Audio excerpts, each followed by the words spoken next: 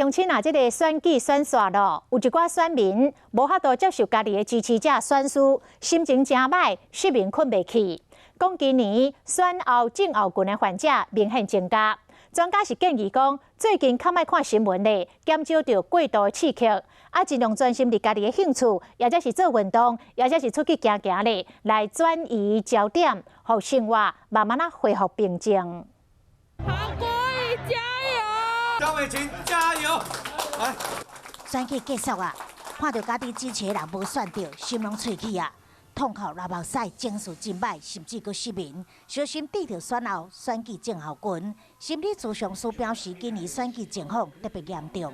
选举的结果跟自己预期的不一样，那这个时候不一样的预期可能会造成我们对于心里面的一些不确定感会增加，通常会引发一些比如说生气啦、害怕，或者是觉得说很沮丧的这种感觉。甲选后悲伤的情绪分级，若是出现情绪真激动，一直好，时间有几啊礼拜，就应该爱去找医师协助。不过若是敢若一两天困袂去，心情歹，想要找人开讲，安尼有这个方法，就是转移注意力。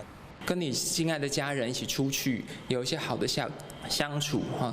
你自己的兴趣，你有在运动吗？你喜欢什么事情？现在去投入你的兴趣之中，或者是回到你原本你的工作，或者是你的生活中重要的事件。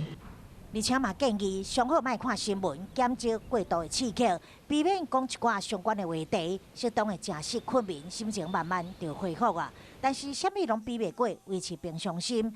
尊重体力无共观点，将心比心，才会当互选举更较理性，选民袂破病。